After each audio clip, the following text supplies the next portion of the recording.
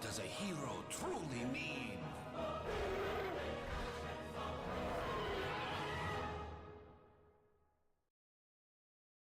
Alright, this didn't take long at all. Both of these teams were sitting ready in the lobby, just waiting for us lazy casters to get into it. Vega Squadron versus NATO's Vincere.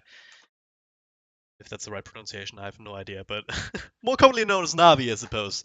If Navi win this, once again, just a reminder, if Navi win this, they will force a tiebreaker. They will play Vega Squadron again. If they win both of these games, then they will make it to the next stage, the playoff phase, because then they'll end up in the top four.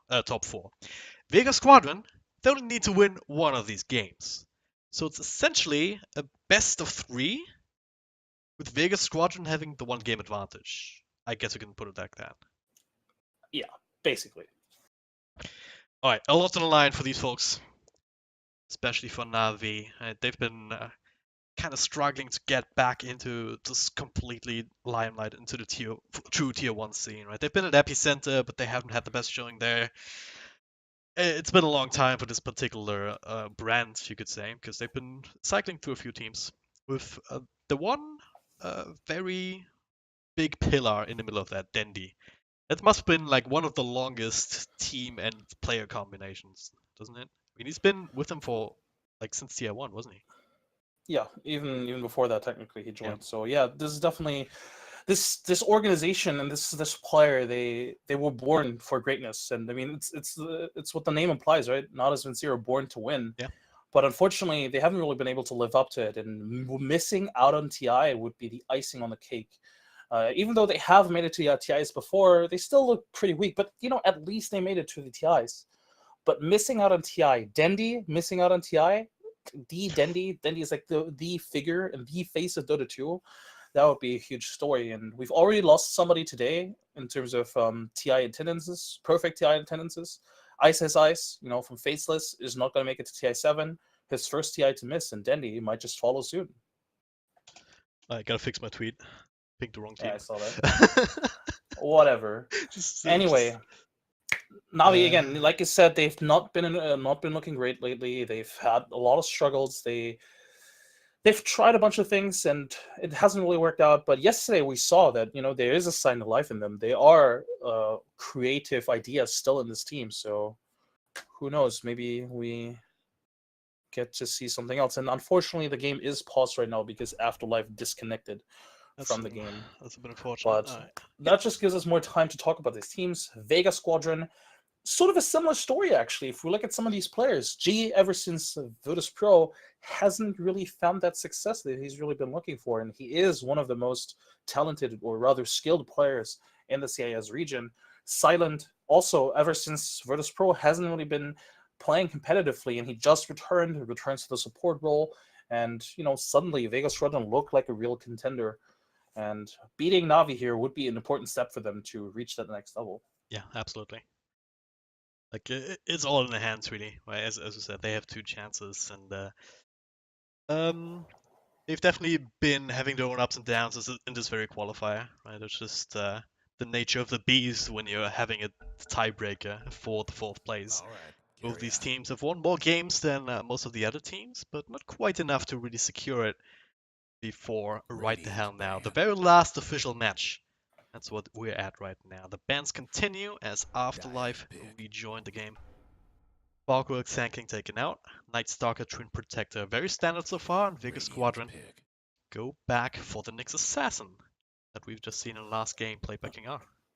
This is pretty much as textbook as it gets in this qualifier or in this meta right now. All these 5 heroes that we see just now are pretty much the most important heroes in the meta, aside from the Puck, I suppose, which I wouldn't be surprised if Navi or Vega pick up next. Actually surprised to see the Earthshaker Bane. This might be a poor shaker. Anyway, but yeah, this is pretty much meta. Not necessarily from Navi. I think the Earthshaker pickup isn't bad by any means, but this early is quite unique. Bane as well. It's not necessarily a bad pick either, but again, it's not necessarily something we see every day. 10 seconds to go. But Vega Squadron on the other end, Nyx Assassin, just textbook. Oh yeah, absolutely. 5 seconds. Bane is definitely one of these heroes that you see some teams kind of have in their back pocket. They have like a certain idea with him because he still does what he does, right? You can just put him in a mid lane or any lane for that matter. have him stabilize that lane, be that nuisance plus one hero to trade, and force out another support from the other side to just try and trade with you, which is almost never going to be favorable. And that creates a lot of space for the mid laner in particular, in most cases. And then it also precludes some of these more mobile heroes that are being shut down by the Fiend script.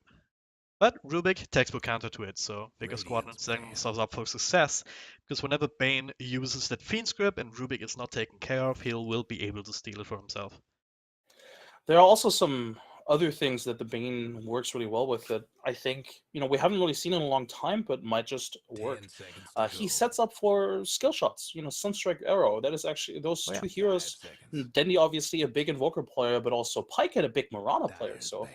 potentially we do see some sort of like cheeky, sort of niche, sort of like draft from Na'Vi, because again, I do think that especially going into the epicenter and going into Summit, they looked very shaky. They looked very predictable, and I think in this qualifier they've 10 shown that they seconds to have go. other stuff up their sleeve. With the Bloodseeker that we saw yesterday, or even today, 5 the seconds. Nature's Prophet as well. So I hope that Navi have something up their sleeve with his Bane, and that isn't just Reserve hey, time. it's just a good support that can trade, favorably. Yeah. A Navi respecting the Bloodseeker potential from Vega Squadron, I like that. Yeah. It is definitely something we saw yesterday. G absolutely demolished his opponents Oh, yeah. with the Bloodseeker. G did, but Navi, they're no strangers to the hero either, because we've also seen Navi play, Dendi in particular, play him in mid as well, so yeah, they know what this hero can do. It's kind of niche, it's kind of back pocket, kind of situational, but when you throw it on the right draft, it can just win you the game almost single-handedly. So you don't want to deal with that necessarily if you can help it, even though you do have the first pick going into this. Navi, where do they go now? They have the Earthshaker, they have the Bane. Doesn't really tell us too 10 much seconds necessarily to go. about this draft, apart from these combo potentials from the Bane. 5 But seconds. they're also a dime a dozen, really. Puck is still in the pool. It's questionable whether you really want to go Reserve for a time. Puck when the Nyx Assassin and Rubik are already in the game. Both heroes with good ways to deal with the Puck. They have good disables against him. Yeah. The Rubik Lift, for example, is an instant disable, which is pretty strong. And then Nyx, of course, has a lot of damage potential towards the Puck as well. And we saw earlier how destructive the Spike Carapace can be against the Puck. So they go for a Queen of Pain.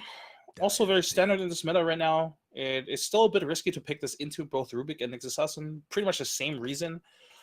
Even bigger reason, actually. Rubik likes to steal the Queen of Pain Blink, something you don't really want to give to the Rubik. But at the end of the day, it's also just a good hero for the mid lane to 10 dominate the mid lane seconds to with, go. and also just, lots of burst damage that you can deal 5 with these two seconds. heroes, who are fairly squishy in the early game still. Yeah. I think it's definitely a sign that you have confidence picking that Reserve co-op, not just in time. Rubik, but also Nyx Assassin. The mana burn will become an issue eventually for any sort of big intelligence hero. But yeah, Navi picking that up anyway really shows that they have confidence going into this particular best of one. And yeah, that's a good sign for me, right? You have to have this kind of the right mindset if you know that so much is on the line for you. And Vega Squadron, what should they pick up to deal with this now? I mean, Nyx Assassin, if you run him as an offlaner, you would have kind of room for perhaps a Disruptor to just really go heavy into the counterplay. Other than that, you'd start looking to pick up some more cores. Yeah, we did just see the, what was it, I almost forgot the draft already that they just had. Earlier they had the Ursa and then they had the Slada. They could go back for something more aggressive, which I guess is Lina Radiant's now. pick. I'm actually surprised they would go for the Lina this early. They could have waited with the sort of like mid counter against the Queen of Pain Dyer's pick. and could have picked it like maybe even last to make Navi guess. But maybe they just didn't want to have run the risk of having the Lina banned. And Lina is incredibly strong here just now. Sure, there are a lot of ways to deal with her, and she is quite squishy, but boy, 10 she can seconds to burst go. anybody here right now. Oh yeah. Pretty much solo. And especially 5 with this seconds. next pick from Navi. Once again, another sign, really quick pick, that they have a plan with Reserve that ball of time. light going into it. The real question, of course, is does he have the Arcana? We'll find out in a moment, but don't quite have these classic hero combos just yet. I mean, normally you rather have two rather than just the one, and Queen of Pain is kind of... Radiant's Of course, it ban. still benefits, but it's not like this big thing like a Tiny or a Chaos Knight, both of which might even come out now as their last pick. Oh, for sure. And I wouldn't be surprised if Vega Squadron would then, be forced to ban 10 something along the seconds to lines of the go. Tiny. Definitely something you would be a bit scared of. Tiny versus Ursa is 5 actually not that seconds. bad because, sure, Ursa has a lot of attack speed, with his furry swipes and with his overpower, but Reserve that doesn't really time. do anything against what's it called? The passive from Tiny. Oh my god, Craggy exterior. Craig Xero, right? Trivia You winner. don't. Damn. That's minus MMR for me. Yeah, Anyway, yeah, the Tiny definitely would be a pick that might force Vega into banning it. And honestly, I think for Navi, the greatest thing here is that they're very open still in their draft. I guess they are sort of set on the Queen of Pain, but they could still run an aggressive Trident with the Bane, Io, and anybody else. They could even technically run a core shaker, like a mid shaker, and then Queen of Pain offlane if they wanted to. Earth Shaker Wisp is actually not that bad of a dual lane. Yeah. So that is still a possibility. For Vega Squadron, I think they'll be looking at something like the Slaughter that we saw earlier today when we were casting them versus M19. Something that just goes along with the Ursa and just goes ham. Maybe not the Slaughter himself, because versus the Bane, he probably wouldn't do that well, but I don't know, maybe like a Darkseer, actually. Oh, Darkseer's yeah. banned, all right. I wouldn't have felt it too much anyway, because you have some combos with it. Like you have the Lena Light Strike Array, you have the Nyx Assassin, but neither of those are necessarily as easy to pull off. The thing is, though, when you look at the Darkseer, though, you don't necessarily only look 10 towards those seconds to combos, go. but you also look towards the laning potential. Darkseer and Oh, Nyx yeah. Assassin is a strong dual lane, and then you also have the fact that he can always farm up Dyer's and pit. farm up into a mech against the Queen of Pain, or a pipe against the Queen of Pain, and the Earthshaker. That'd be huge. Yeah. So I think Darkseer would have been a strong pick for Vega, but I do think there are other heroes that could technically be even better, but I just can't think of them right now. I don't know, if you're thinking about Zero similar to Slaughter, that would be 10 the Centaur seconds to go. Warrunner. Fairly tanky.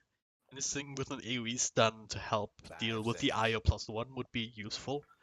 And so I think it's also going to come down to what Vega think Navi want to pick Reserve up for time. their big ass combo. Tidehunter. Oh my god! I wish I would have Freaking interrupted crazy. you, because I was just gonna say Tide Hunter. Yeah. The fact that he can, you can stun him, but if he can burst it, oh my god! I wish I would have interrupted you. God damn it!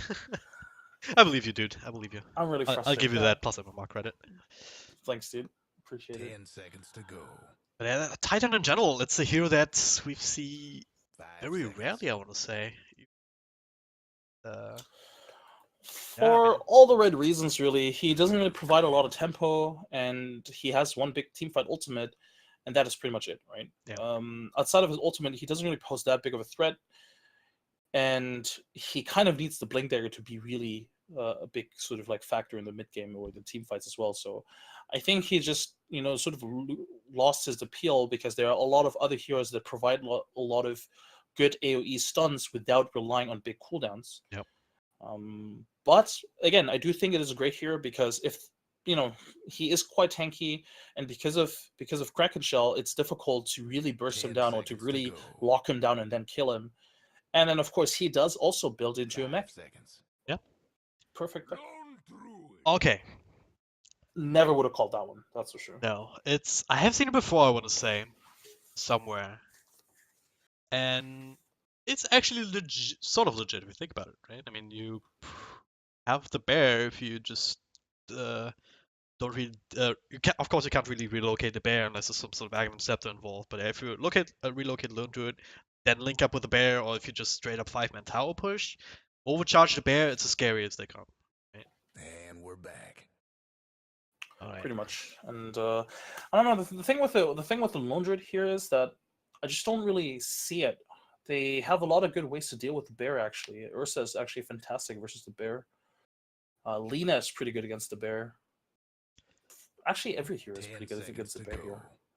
So I don't know what this is really about. It actually 5 also it leaves them rather weak in the mid game, especially in team fights.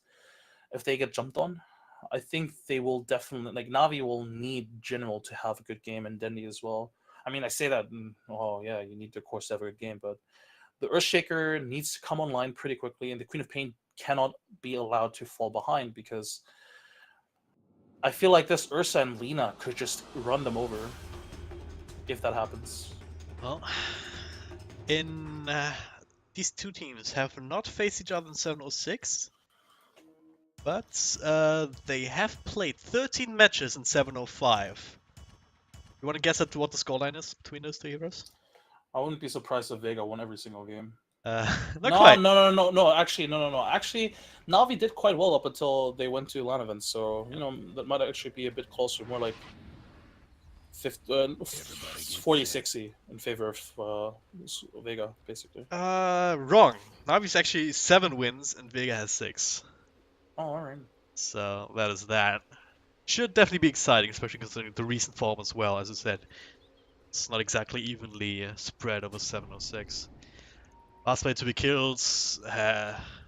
Really, all the way down, I'm leaving you. Highest net worth of the game ends. Who's gonna win? Pycat? I don't know. I want Navi to win, right? Because then we're gonna get a tiebreaker. We can True. see the same matchup again. I'm so excited. Teleport against my stun. Alright, predictions out of the way. And now we look at these early war shenanigans. 30 seconds to showtime. This is actually pretty funny how every team sort of approaches the early game warding.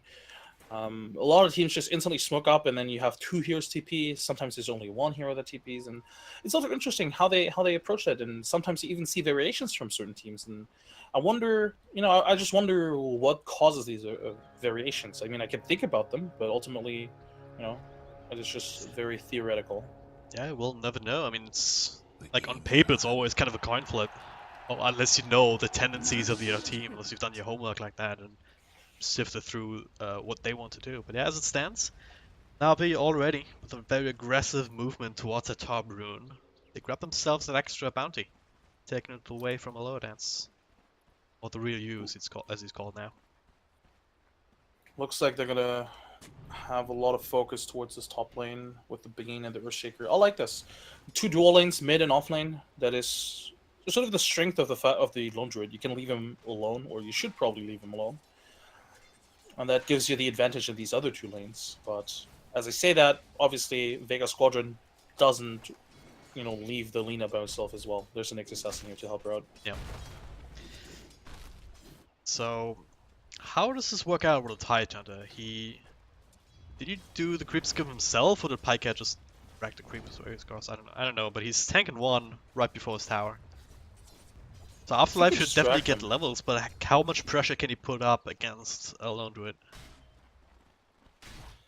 It's difficult. Usually Tide Hunter does well on 1v1s, but against the Lone Druid, it's not that great because his Lone Druid is technically 2 heroes that can harass him. Yeah. Overall, I think once Tide Hunter hits higher levels and becomes a bit tankier and can harass back with the Anchor Smash, I think it becomes a little bit more even. Up until then, I definitely favor the Lone Druid, though. So that works out. Also, keep an eye on these other lanes. Like, if you had to guess, where would you expect the first blood to happen? I guess mid, Light Strike Away will land, but then again, there's also an IO, so unless you go on Snako, it's getting much harder. I think top. General and Viver are doing such a great job here at harassing and controlling the lane. I wouldn't be surprised if they win for a kill soon. Once they hit like level 2, level 3 on these heroes, I think they have a lot of kill potential. On the flip side, right, if you Oh, if you make that happen, Biver, Ryu didn't have a point in overpower just yet, but he does get the slow off. Good body blocks. Oh, the body block.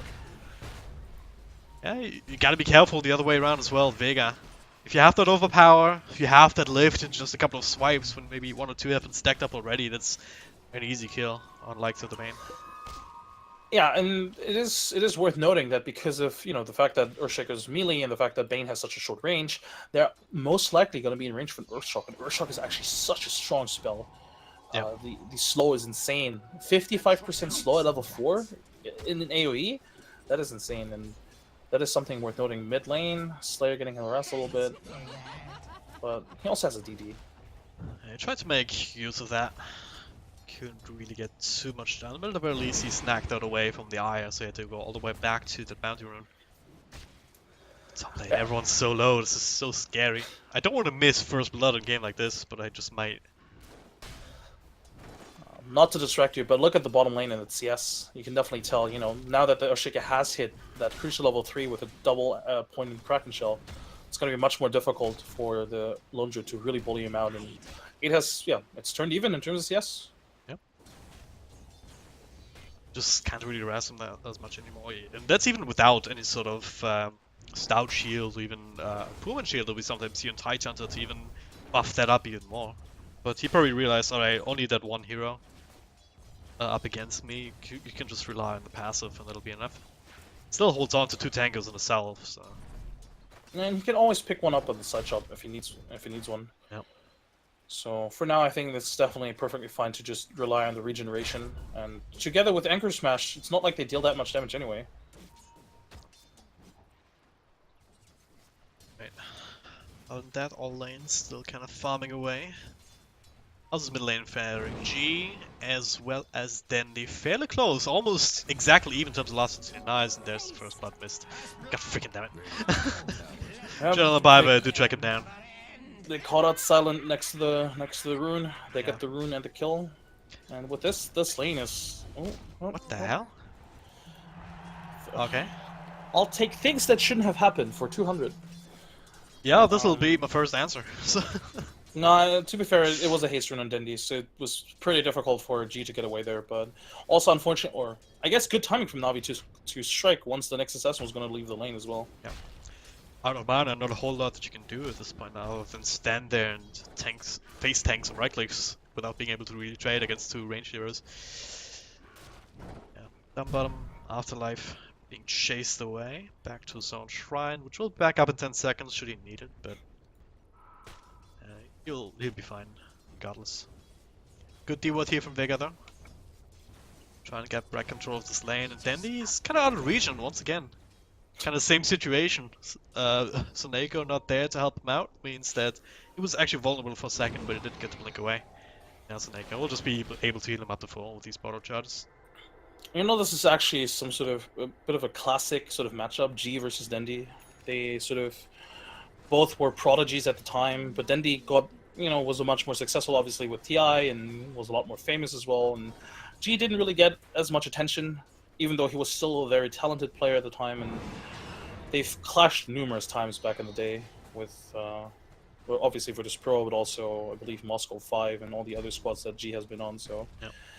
This is a bit of a throwback, but as always, it's never going to be a 1v1 anyway. Yeah. Not in this day and age.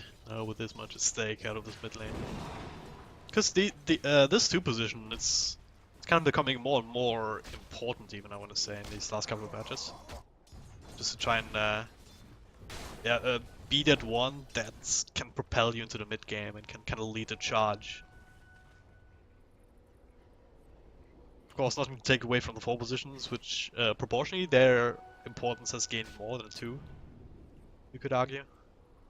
That's a discussion for a podcast or some shit, not for a game like this. For sure. But yeah. Bottom lane still stable, top lane might turn into something here as Slayer made the rotation around Aurelio. Well, a couple of right clicks already onto General, they get the lift, and that'll be 1 swipe too many. Biber, well, follow-up control, not on point. So that'll be the end of it. Biber saying sorry. Good rotation from the Nyx. They probably would have gotten the kill even without the Nyx, but still, very good rotation. And yeah, this game is a bit slow-paced for now. Both teams are sort of content with farming with one another, or right next to one another. They don't really want to overextend. There's a lot on the line after all, right?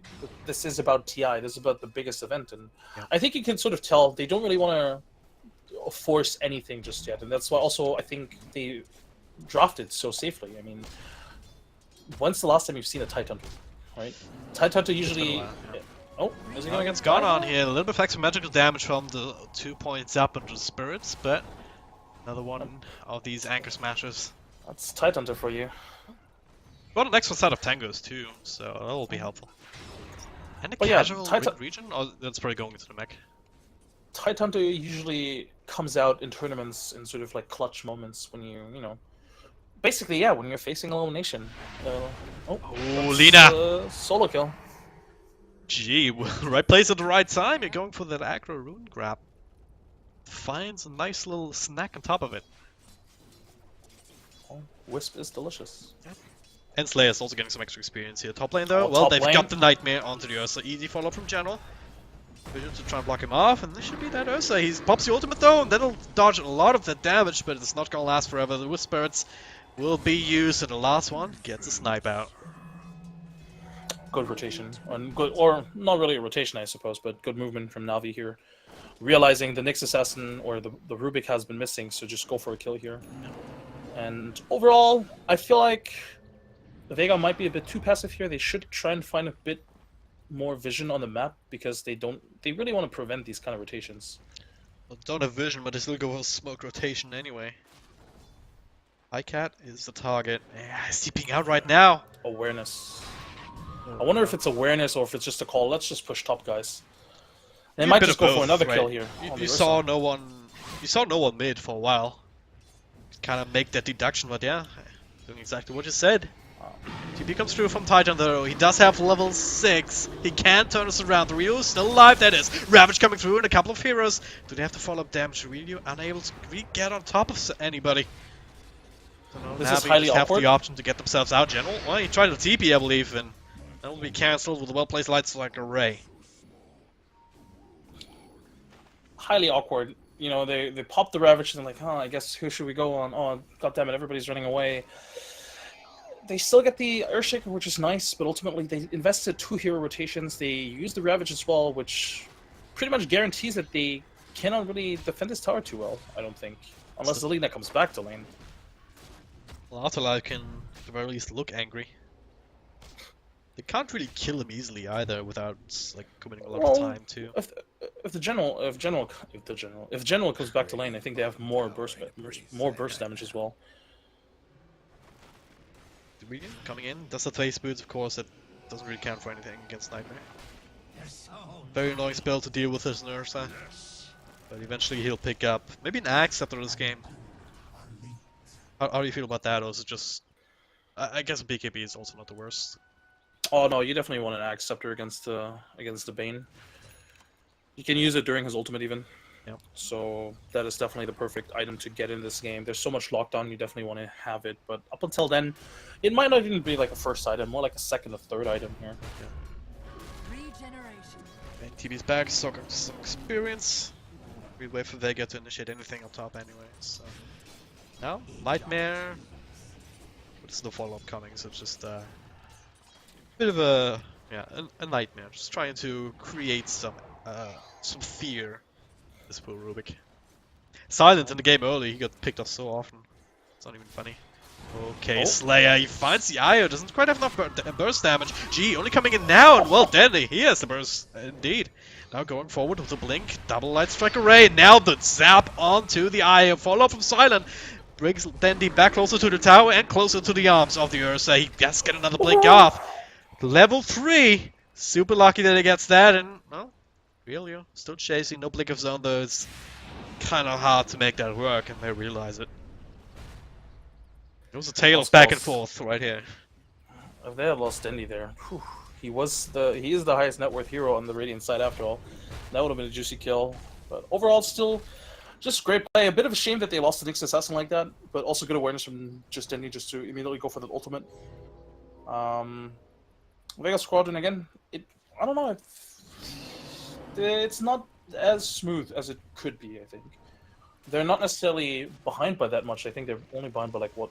Just like 1k, which isn't really that much, but still, it feels like they're not really smooth in their movement and their decision making. It feels like they're always pretty much just reacting to what Navi is throwing at them, more so than, you know, trying to find the smooth pick of themselves. Which Navi can only applaud. I mean, especially Pycat, he does have that Midas to work with. So every minute you give him, he's just gonna accelerate further and further. He's already claimed the top net worth slot. Already has a Radiant queued up. It'll still be a while, probably around like 20-22 minutes, more or less of a standard Radiance timing.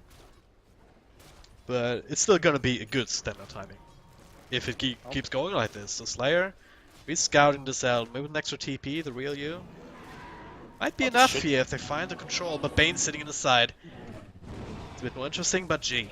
Rotation 2, they miss the stun here, they get some right clicks on the bear, Savage Roar to keep that away. Now the relocate comes through, so Neko as well as the Queen of Pain, they get stunned up by Slayer, but they've already claimed the Lina, and they will claim the Nyx Assassin.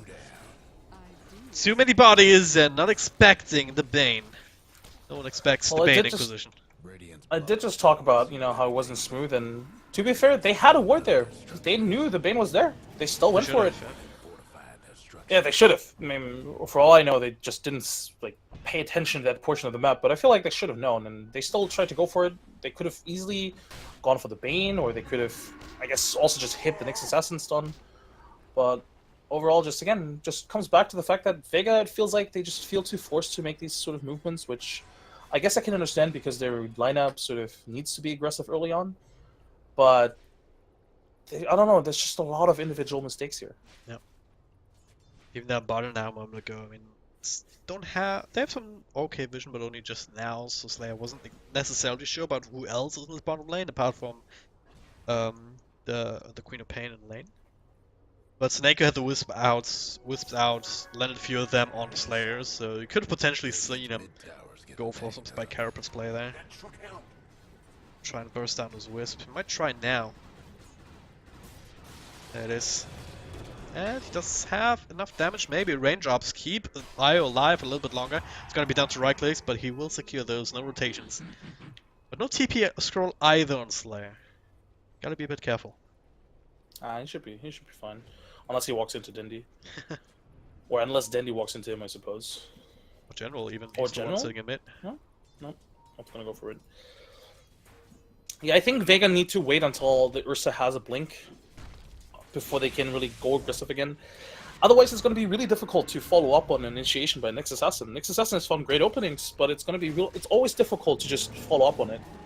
So they need mobility items on both the Ursa and the Lina before they can really go for these kind of plays right now.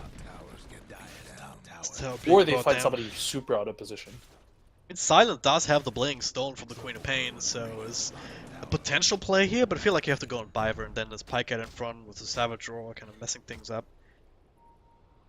It's not easy. Down bottom, Dandy coming closer. Only finds Afterlife, and now Slayer also making rotation back.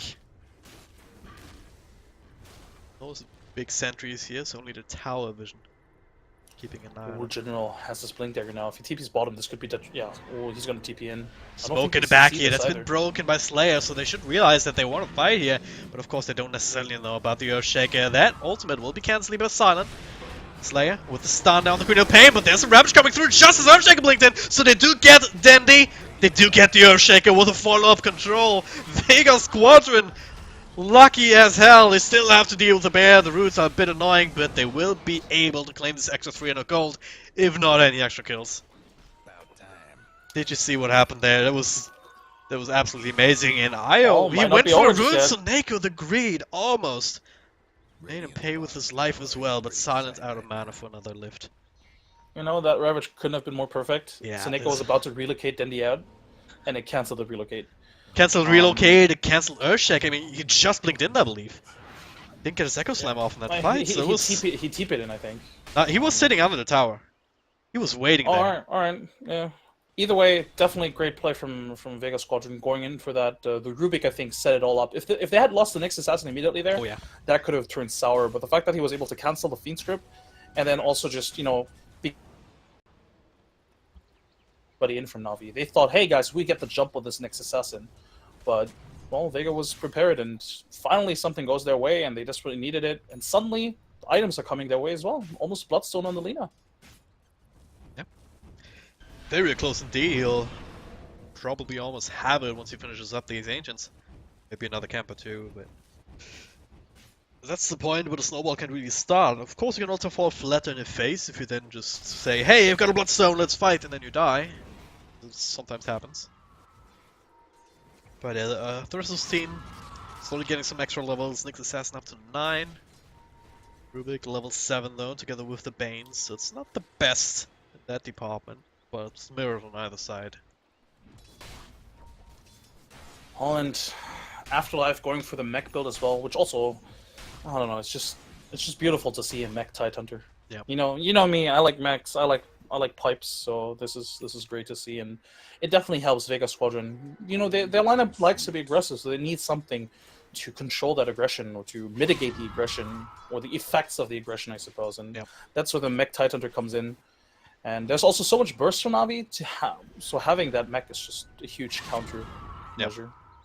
And as long as you have a secondary source of initiation, which in this case is still the Nyx Assassin that Navi is having some issues with, you don't really rely on his blink dagger as much Oh, as you would Titan play in Ditto. other situations. Oh. So out of position. Very greedy player from Afterlife to farm the enemy jungle like this. Well, Kraken Shell is a hell of a drug, but it's not gonna be enough against 4 heroes, or is it? Mechanism comes through, G? Ravage, alright, maybe unnecessary, but he's still alive somehow. Dandy, okay, ultimate catches him just on the edge, gets hit with a stun. Snako, ready with the relocate, I believe? No?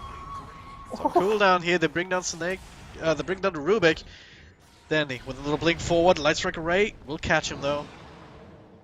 Trying to already use, so that was a bit of an interesting turn of events. Yeah, that Ravage usage was a bit questionable. I guess it sort of saved him because Denny was about to blink onto him anyway. Oh, Ursa? Oh, this could be so big of a kill. No shrine available, but he did just get the Aegis. At the very least, he won't die a second time immediately with his TPs coming through. Lift up in the bear, dragging him back, and now, okay, good. Light Strike Array, but the Nightmare almost keeping Snake alive. But Silent taking over that zap job with the Fateful. Gee, not great at that kill. Well, still he gets the buffs on charge, which is still fun. Yeah.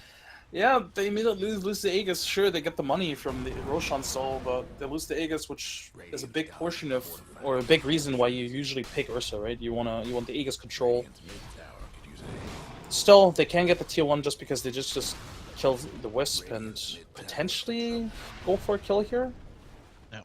No.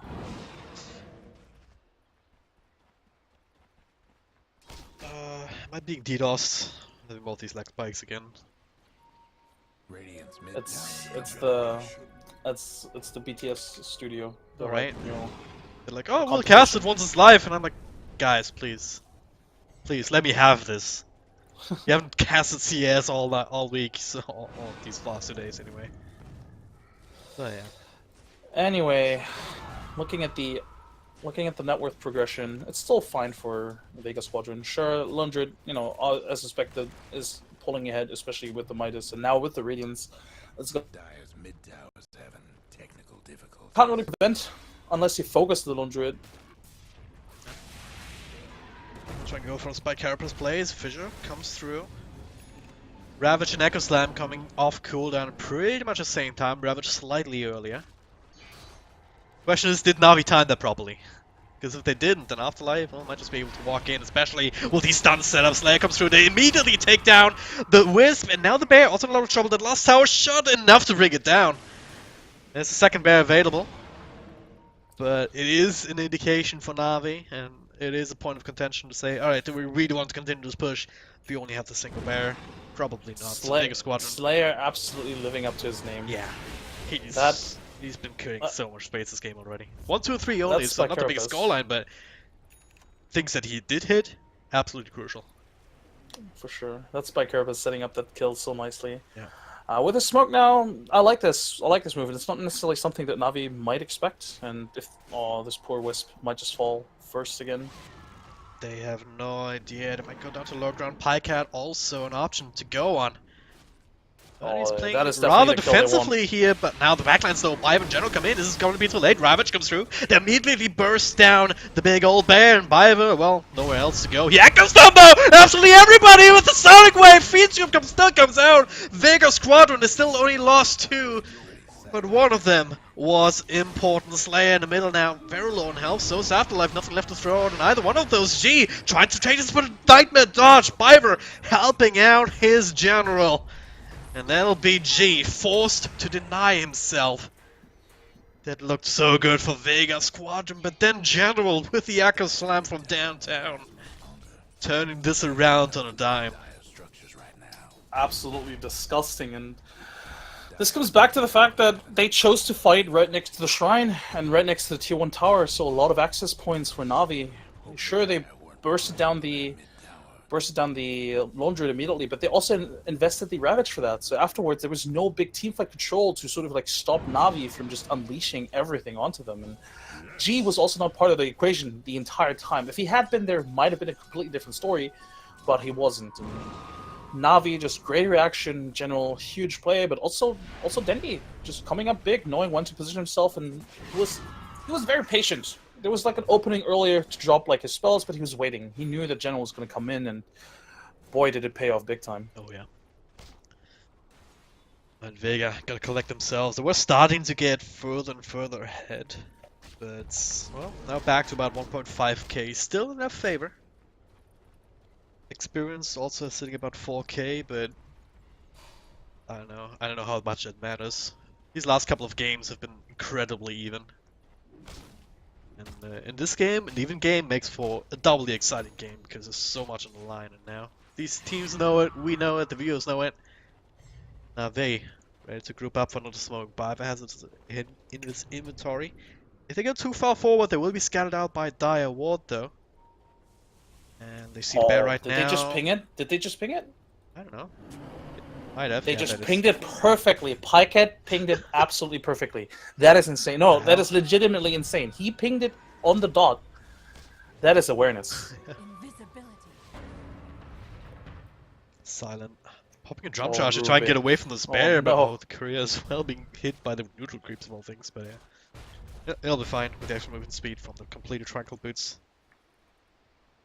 Meanwhile, down bottom, Vega's actually getting the better end of this if G can continue the push here, but of course he doesn't necessarily know the exact positioning from Navi. Of course, a relocate is also something to worry about, so can't just YOLO hit the tower.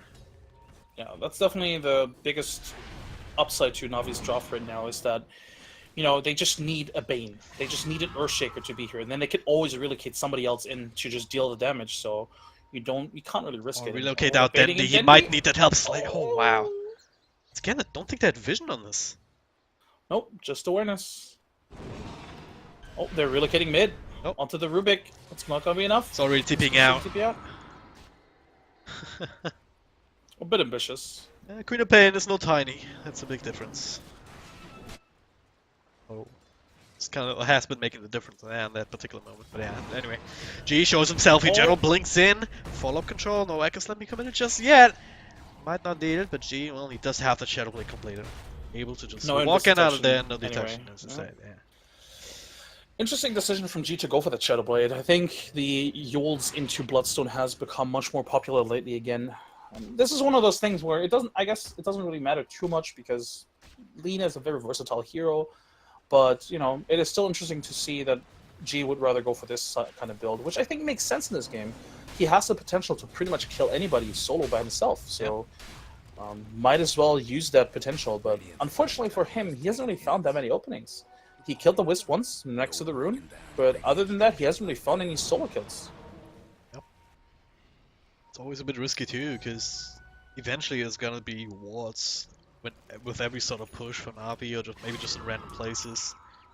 Just keeping an eye on these kind of rotations of now the Lina, as well as of course the next assassin. What does it build in this? Yeah, that is definitely worth considering. The fact that they already have an Nyx Assassin, which Navi will obviously have wards ready for, so... Oh god, Echoes them in mid here! Gonna come straight from the other side, but Afterlife with the immediate counter initiation. Can it turn this into something? Then he pops the BKB, still fighting the real you. Dropping very, very low, but not low enough to bring down General.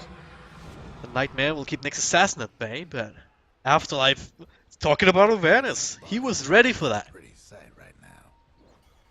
Good positioning from Vega Squadron. It almost felt like a bait. It almost felt like they knew Dendi was going to jump this Ursa. Bit unfortunate and sloppy from Navi, I want to say. They just did this without any vision. They didn't really have any vision on the rest of Vega Squadron, not any conclusive vision anyway. And this was, again, next to a shrine, somewhat next to tier 2, so a bit risky. And going forward, I'm not even sure if they needed these kills, to be honest. I think their lineup does scale well into the late game. Obviously, you do kind of fear the threat of the Lina and the Titan in the late game, Titan especially with double Ravage at some point. But you do have a Lone Druid and you have a Queen of Pain who scale excellently into the late game. If Dendi goes for something like the Bloodthorn into AC, he could deal a lot of damage. Speaking of this Lone Druid, we haven't looked at Pycat in a while because he's been kind of keeping himself out of these fights for good reason. Because look at this bear, has the Radiance, he can keep farming. What these next couple of items, Vlad's the main hero. So he's where he needs to be. I think it's more credit to G that he's still been able to keep ahead of this Midas Lone Druid, rather than it is a knock on Pycat. True, but at the same time, you know, that engagement before where General found like this huge epicenter Echo Slam and then the follow-up one from Dendi, General wasn't there because he was farming. And yeah, he is the top of the net worth, but if he had been part of that fight might have just looked completely different. I do think it's important for him to keep up in form, and especially going into the late game, because odds are in the late game he will be the carry with his right click.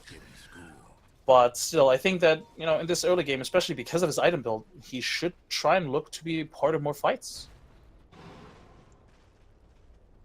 Well, we don't have to fight heroes here. Navi think to themselves, perhaps. Maybe fight the next Roshan. Will respawn in 10 seconds, so it's a good time to move around and try and secure this area. Quick pause. And apparently some people are restreaming this on YouTube. Guys, one, don't do that if you're watching YouTube. Go ahead, join us on smashcast.tv/drag and drop for the full experience. You can click on buttons and like cheer for these teams. I think. Not sure if that's enabled here for this one. So looks like Vega Squadron is going to go for the Roshan. Doesn't really feel like Navi is aware of this at all. And there's going to be free Aegis and Cheese. They have these walls around, so they figure, alright, we're probably going to see this if it goes on, man. Yeah, smoke into the pit. Makes that impossible. Aegis and Cheese. Really is going to give that yummy cheese, the Gouda, or whatever it is, over to Lena. Oh, Rubik. Ooh. No, if you had just walked up there. Rubik, please. Look, at there was in chat, you could ingratiate us with cheese puns, but sure cheese. Alright, what's the next step now for Vega? You got that big objective. What are you going to turn this into? There's still tier 2s to take, which is the obvious choice, but you need pickups beforehand, or you can just group up as 5-man. No, you definitely want to go get a pick off beforehand. You don't really want to run the risk of getting echoed again. That's kind of the issue. You don't really have... I mean, you have G as a sieger, sort of, but outside of that, you kind of still want to just get a kill, even if it's just one of the supports. Maybe the yeah, blink forward here to Pike. I'm not sure why the blink did not get disabled here, but the relocate out. They also don't get the damage on the bear. So all they will get off of this will be Soneca. Wisp. Oh, that could have been so big. Did invest a BKB for this. Or BKB charge, I should say. Big tether, but yeah, he'll die. He's dead.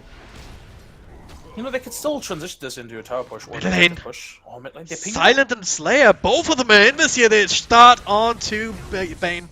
Bring down immediately. Earthshaker gets stunned up on Spike Carapace here. They figure out that he's there, of course, with a big old rock wall suddenly appearing out of freaking nowhere. No real standing to continue this particular skirmish. I hate this decision now from Vega to just fall back. God damn it. Look at G. He immediately falls back even though he just TP'd to the mid lane. They could have tried to push to tier 2 mid. Instead, they desperately want to get this Lone Druid, but odds are the Lone Druid is not even here anymore. I mean, now they see that he is, but... Oh, the Queen of Pain maybe. Will also be an equally good kill. The Ravage being committed here just to make sure that Io can't pull any more stuff. 2 heroes down now. They're looking for more General.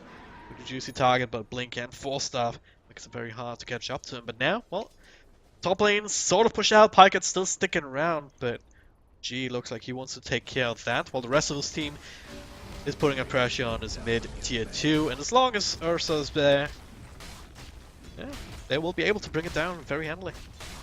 Just have to be careful not to just fringe die on G to a random root or something.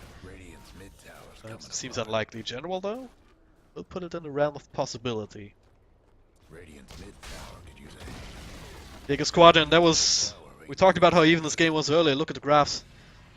Up to a almost 10k gold lead now.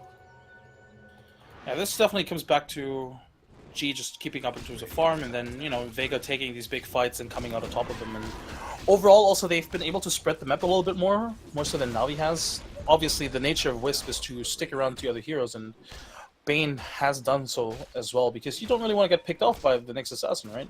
And by the time, like the one time he was sort of by himself, he died. I think this is where Vega now got a lot of confidence, and because the age is going to run out, they're going to force the issue here. They have pretty much everything available except for the Ravage. I'm not sure if you really want to fight that, though, because you don't have the Ravage. I'm not sure they can wait either, because the egg is going to run out. It's a bit tricky. Can at least siege down that last tier 2, but yeah, I also agree. Don't think you go high over this. Radiant's top tower. Pushing out with these other two lanes also being pushed in. Mid has just reached a tier 2, bottom lane also being taken care of by Dandy. Dire's mid tower. He's working on the Shiva's guard. His item progression is kind of slowed down quite a bit though. I'll be honest, I'm surprised that Na'Vi didn't decide to fight this. They had everything up, and it was actually Vega that didn't have everything up. Again, they didn't have the Ravage. There was another 70 seconds. If they had forced the fight there, they might have come out on top. But I guess if you're a Na'Vi, you might feel just, I mean, they are behind after all by 10k, and they might just feel the pressure and think to themselves, hey, let's just wait for another item or two. Dendi is building that important Shiva's guard. The armor is definitely going to be important going forward. Do they have a gem yet? They have a they couple pinged of out sentries in something. favor. Sure. Oh, they're But so out of well, Slayer position keeping here. an eye on them. Vega, they're coming in. Why They're is- just why is descending like Seneko by hounds himself upon top? these heroes. They find the stun beaver, just channel up that stun. Channel up the TP. They're looking for others just in case they didn't have that instant TPs out, but they'll have to settle for Byron. How about that? Poor Bane. That's just a Bane, though. Then they're not going to be able to transition this into anything. I'm just questioning why Seneka is solo pushing this top lane as a Wisp. Well, who else would be doing it? Afterlife. Oh yes, it's plenty of heroes. Afterlife. Don't want to commit the Ravage on it now. No way you do that. No way. Oh, Dendi! Cheeto, oh no! No Yules, you have to start with Light Strike Array, and he does! Enough damage? Right clicks? Not enough. That would have been amazing though, if he had that. I would have been... Oof. If he had the AC that he's currently queuing up in his quick buy, I would have been definitely a kill. Oh, bottom lane, they find the Wisp. Oh, there it Once is. again, by himself. I just don't get it. I literally just made a point how, the nature of the Wisp is not to be by himself, but rather just to stick to somebody else. But instead I guess he's been trying to farm up the Glimmer Cape, which, is kind of a big item. I'm But- pretty sure he's doing it specifically to annoy you, so... That seems more likely. Yeah. Yeah, I get that he wants the Glimmer Cape, but I feel like there are other ways to go around, trying to get that. It certainly the doesn't very help least- if you keep dying in your attempts to farm it up, so just Exactly. like one At the step very forward, least, two I steps feel back. like he could have the Earthshaker with him, or the Bane.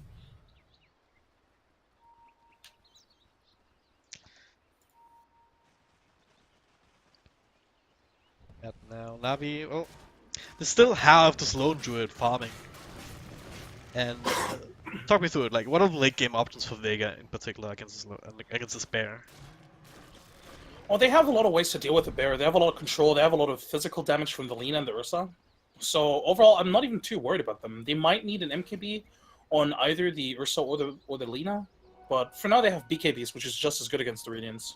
So overall, again, I feel if you're Vega, you're not really too worried about the Lone Druid. I don't think they have a lot of control with the slow from the Tide Hunter. They have the stuns. They have lift.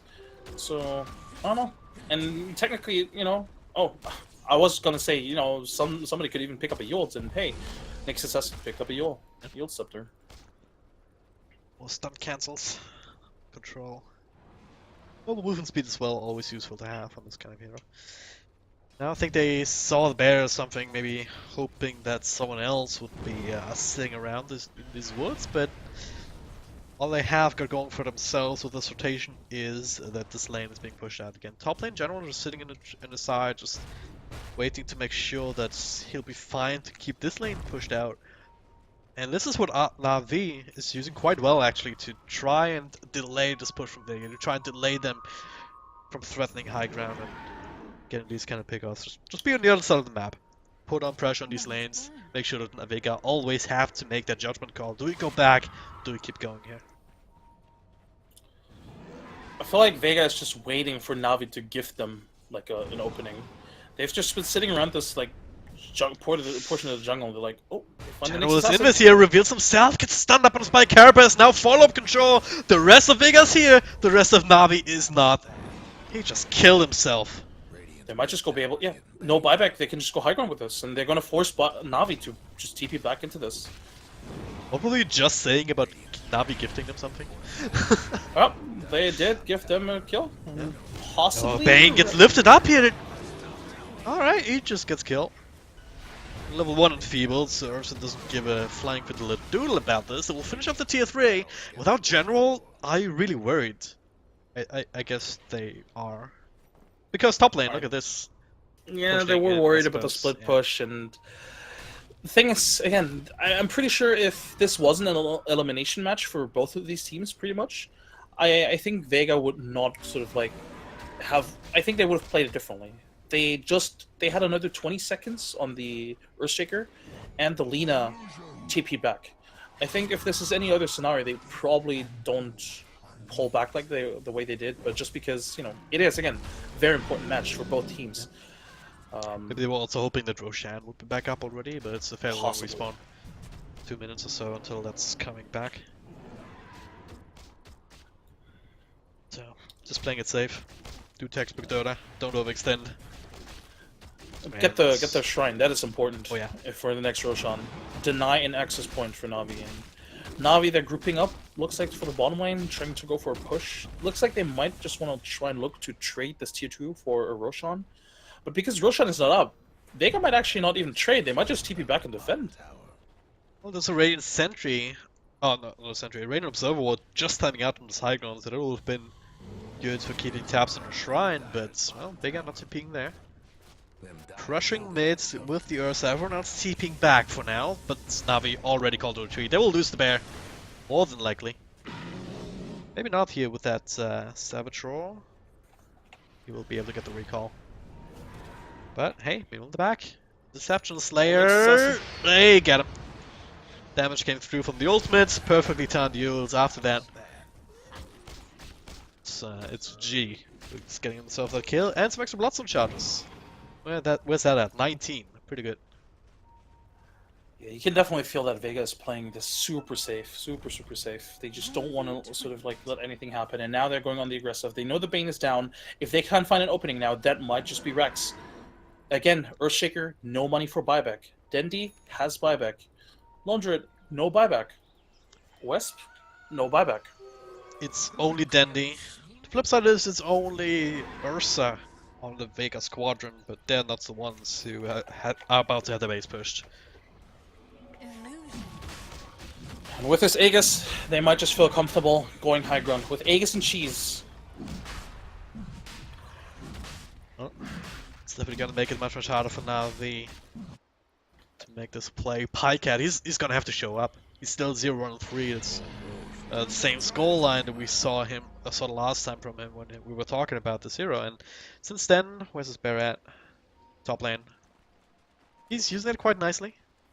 Still only that AC and the Radiance on the bear. He himself has got himself an axe, so he can also actually attack and not just rely on the Radiance. And he will also survive when Pycat dies, I believe. Yeah, this is definitely important.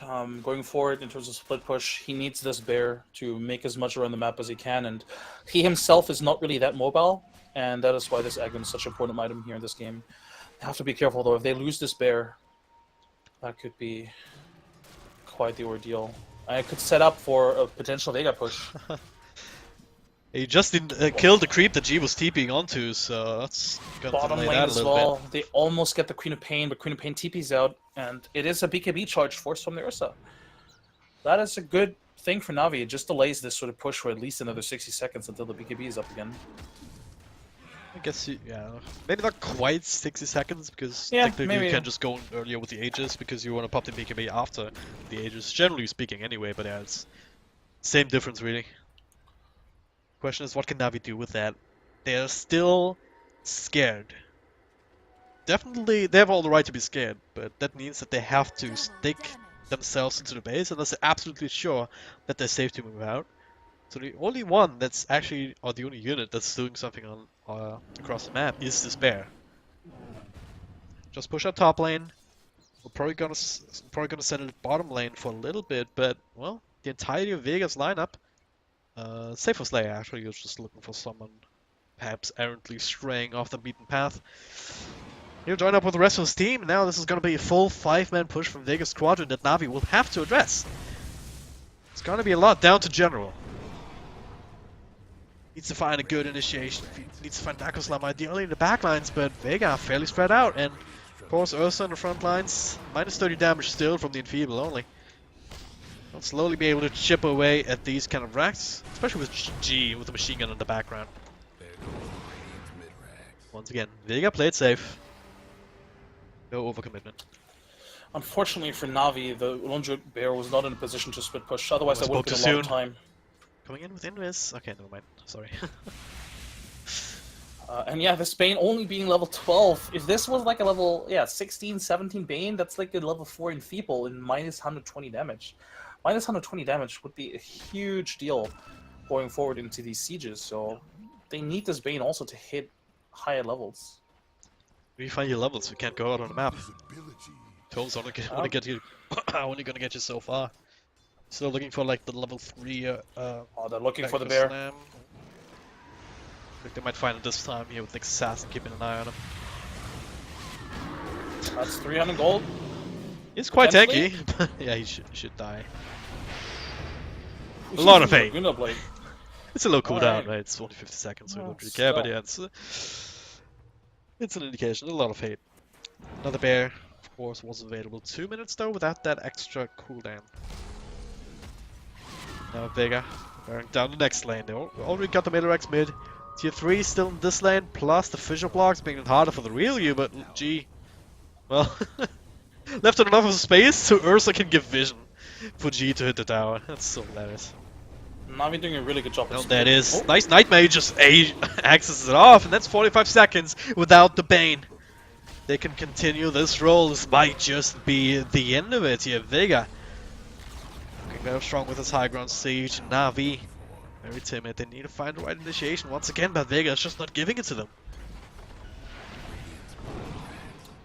Is this it? This is Navi has to win this game if they want to make the playoffs. And Vega, they're just. Oh, Well, there it is. This could be a good start here if they find the Rubik, but even he is tanky with a Glimmer Cape. Now to turn off, the Ravage comes through onto 2, including the Iron. They zap him down. Earthshaker caught in the middle of that as well. No Echo Slam from him. No buyback either. Light Strike Array. Well, that's an Ursa, but even if you were to kill him. Actually, no, wait. The Light Strike Array is on the Vega side. I don't know where that came from. Ursa, we will see one jumping low, but even if you kill him, he's just gonna come right back. Navi can be fortunate that they didn't lose the rest of their course.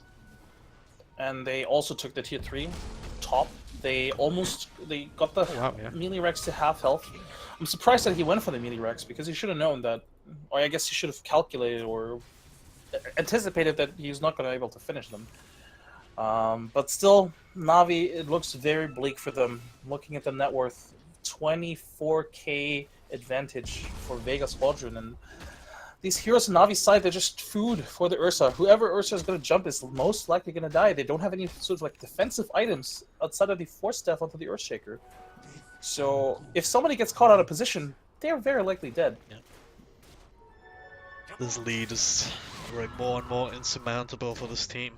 Navi, a lot of hopes, of course, from their fans, as always. For them to make it to the next stage at the very least. But this uphill battle, well, it just got much steeper. General though coming in, Echo Slam on one, follow from Danny, Foster forward on the Ursa, but oh no. Absolute disaster. Danny gets caught with the lockdown. He does a buyback, he will use it. What can he really do? Pycat in the back? Well, Light Strike Array, he will lose his life. The battle continues, but he's all alone. GG is called, Navi.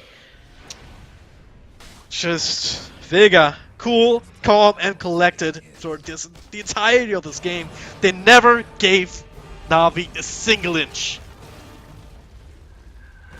This is quite a dark day in the days of Dota 2. Even though that Navi has, again, we mentioned it earlier, Navi has been in decline for years now, and they've not really found the success of the early days, but they've at least made it to TI. Dendi has at least made it to TI, and this iconic figure, this iconic brand is now going to miss out on the biggest event in Dota history, likely in Dota history, at least for this year, that's for sure. And Vega Squadron move on to this playoffs, top 4. In the CIS region, they will move on as the 4th seed up against most likely Team Empire, the 1st seed. And this is rough for Navi fans, certainly. Well, it's a bit disappointing for us because if Navi would have won this, would have gotten another game in this year qualifiers. As it stands, they do lose, which means Team Empire leading the charge coming out of the group stage, 7-1, but the head-to-head means that they will claim the top spot. Team Spirit next, M19, and now Vega Squadron collecting themselves and closing it out with a very impressive performance. Definitely much deserved. It's been great casting these regionals, but alas, it was the very last game for me, and also for you, Skim, I would imagine. Yes, most likely. Thank you for having me. It was a blast. I think CIS region has delivered some great games. These teams have been very exciting to watch, and I hope that, I mean, obviously the best team wins, but also just that we get some more exciting Dota. We're entering the best of 3 territory, so we'll hopefully see some more exciting struts and hopefully some more Bloodseeker. Yep. Right, that's coming up here with the hubs and everything, casting that. So do stick around. Do watch all of this Dota coming through, leading up to TI. It's been a pleasure. It's been a privilege casting. Skim, thank you very much for joining me today and yesterday as well. Also, shout out to my co-caster earlier, Garter, at Garter Dota 2. Of course, you can also follow Skim at Skim Gaming.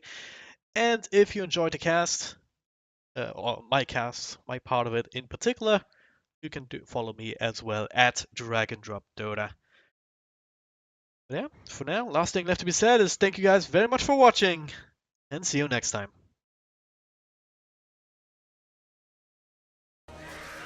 What does a hero truly mean?